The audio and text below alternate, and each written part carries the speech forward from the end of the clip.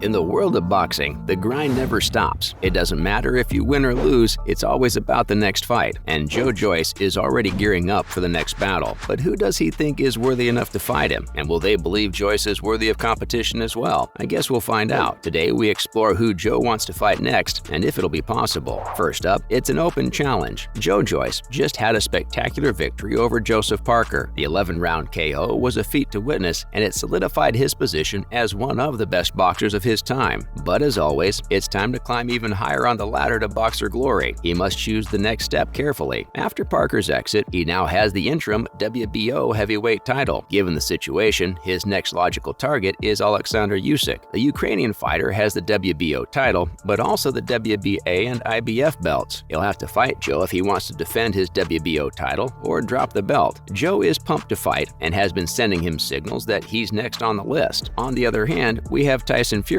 Despite his supposed retirement, he still holds the WBC title. Usyk says he won't fight anyone till 2023, and he's determined to have a fight with Fury. The Juggernaut says he's open to fighting anyone. If Tyson wants a piece of him, he can come and get it. Joyce's promoters think that he will fight Tyson next in early 2023. Anthony Joshua and Deontay Wilder are also potential matches if these don't work out for some reason. Joe says that the Juggernaut is here and ready for action. It's safe to say, given his win over Parker, he's riding the high. But is he really ready to fight the best boxers in the world? You can be the judge of that. Next up, ready, set, KO. Let's rewind a bit and look at how the fight went down, shall we? If Joyce thinks he can challenge the cat, we need to see the receipts. The 11th round knockout that Joe delivered was historic because it was the first time someone had stopped Parker. The New Zealander was a pro at what he did, and his defeat is a big deal. This 37-year-old Londoner cut Parker in the mid-rounds and wore him down expertly before the spectacular late drop with a left hook. But the fight wasn't easy. Joseph is a warrior. He knows how to play the game. He kept coming forward, and it took all of Lunder's strength to finish him off. He initially wanted to end the fight by the 7th or 8th round, but Joseph held on. He was still surprised by the shots Parker was taking. He was getting hurt, and despite his coach's wishes, he delayed his punches. He was taking his time to recover. This was definitely his toughest match yet. He didn't want to blow the gasket, but he had to pick up the pace soon. At one point, he thought they might go all the way, but thankfully that left hook connected. Joyce is proud of himself though. The better man won in the end. It shows his level. He deserves to be at the elite level now, and he's very happy about it. You go, champ. Coming up, but does Usyk want to fight him? Everyone knows that the Ukrainian and the Londoner have a history. They've gone head-to-head at the amateurs previously. Even though Joyce was the bigger man in the fight, he got dominated by the cat. Maybe this is why he's desperate to fight him again. Joe was mature now for sure. He's bigger than he was. He's also more resilient, and his jab is nasty. Oleksandr's title might be in trouble if those two go head-to-head, but he doesn't seem to be worried. The man holds so many titles for a reason. He says he can probably do it, but right now, his sight is set elsewhere. The man who defeated Anthony Joshua twice has made up his mind to fight Tyson Fury next. Joyce will have to wait until that bout is over. Fury is taking 500 million pounds per fight though. The man knows his worth. Usyk thinks he's a lunatic for demanding this much money, but respects him nonetheless. He knows he's the star and people will pay this much to watch him fight. Currently, he's trying to get Tyson to agree to a match in Saudi Arabia, in a stadium with 90,000 audience members not to mention. This will be an impressive battle, and he knows it. Fury is already doing his best to sell the fight, but his ultimate dream is to have a match here in Ukraine. He wants to win the ultimate title in his homeland. Now that sounds glorious. Not to mention, Tyson has his hands full. The Gypsy King was present ringside during the fateful Joe versus Joseph match. He had helped train Parker to take the 37-year-old boxer, but all his efforts were in vain in the end. After the match though, Tyson gave an ultimatum to Anthony Joshua's camp. They had to sign the deal for their match this week. The bout is going to take place on December 3rd, take it or leave it. The Furious One was still aware that there was another contender there that night. Sam Jones was watching the match closely, and he saw the tension on Fury's face. He was thinking, this guy is going to mess me up. Smith thinks Joyce will punch him in places he didn't know existed and beat him easily. He would give him the fight of his life, but Too Fast Fury doesn't think so. He thinks Joyce wouldn't land a single punch on him in 12 rounds. He couldn't hit him if he had a handful of rice in his fist. Sure, Joe's a big man, but Tyson is bigger. If Joe is heavy, he's heavier. If he's a good fighter, Fury is the best in the world. There's no comparison. Joyce can beat every man out there, but no, not Tyson Fury. But his focus is solely on Fury right now. Given the situation, Joe may have to wait a while before he can fight any of his big challenges. If Daniel Dubois wins another few matches, then maybe he'll be his next opponent. So far, far, no one knows, but Frank Warren believes that he can face Tyson in early 2023. Fingers crossed that it does happen. That'll be a night to remember for sure. Enjoying this story? Check out more news from the world of boxing. In other news, first Conor Benn versus Chris Eubank Jr. fight was postponed by the British Boxing Board. On Wednesday, the British Board of Control told the boxers and promoters that it does not sanction the fight between Conor Benn and Chris Eubank Jr. The reason was that Benn's drug test sample came back positive. It had traces of a fertility drug that may give him an unfair advantage in the fight. The board says the fight is not in the best interest of British boxing now, but the 26-year-old is determined to fight. He says that until his B sample comes back, he will continue with the fight. Conor says he talked to Chris, and they both want to fight regardless. They have an understanding. Chris knows that Benn has never cheated and that taking performance-enhancing drugs is not like him at all. Since Benn isn't technically suspended, he can fight whomever he likes, but there will be possible delays now as they test his B sample. Yikes. Good luck, bud. Up next, Jose Aldo thinks boxing is the next frontier for him. Aldo announced his retirement from MMA in September this year. He still has one fight to go before his contract with the UFC expires, but he is already looking for new avenues. As he remains under a UFC contract, he cannot do any other MMA right now. He thanks promoters for reaching out to him, but it's just not possible right now. But boxing is still an option. He's been wanting to box since 2017. He says it was always his dream to box. His retirement is early by MMA standards, which means he still has a few years of peak performance left. He can easily transition into the sport. He took time off to focus on his family and son. He claims that is still his main priority right now, but he's keeping the door open. Here's to hoping we'll see him in the boxing ring soon. Lastly, amateur boxing body lifts ban on Russian and Belarusian athletes. Boxers from the two nations were banned from competing in amateur boxing competitions in March. After Putin invaded Ukraine, the boxers paid a heavy price, but the tables are now turning. The International Boxing Association's president is Russian Umar Kremlev, and it counts Russian state-backed energy giant Gazprom among his chief sponsors. In a statement announcing the lift of the ban, Kremlev said that politics should have no influence on sports. He says that IBA is completely neutral and independent, but the Olympics Committee says otherwise. The IBA suspended the Ukrainian Boxing Federation after it had written to IBA members calling for Kremlev to resign or be voted out of office. The IBA voted against the bill to elect a new president as well. The Olympics Committee has already barred the IBA from participating in the 2024 Olympics because of alleged corruption, while boxing as a whole has been left off the list of initial sports for 2028. It seems like the Olympic Committee is not taking this lightly. That's it for today's video. Who do you think Joyce should fight next? Let us know in the comments below. Remember to like and subscribe to our channel. We'll be back soon with another video.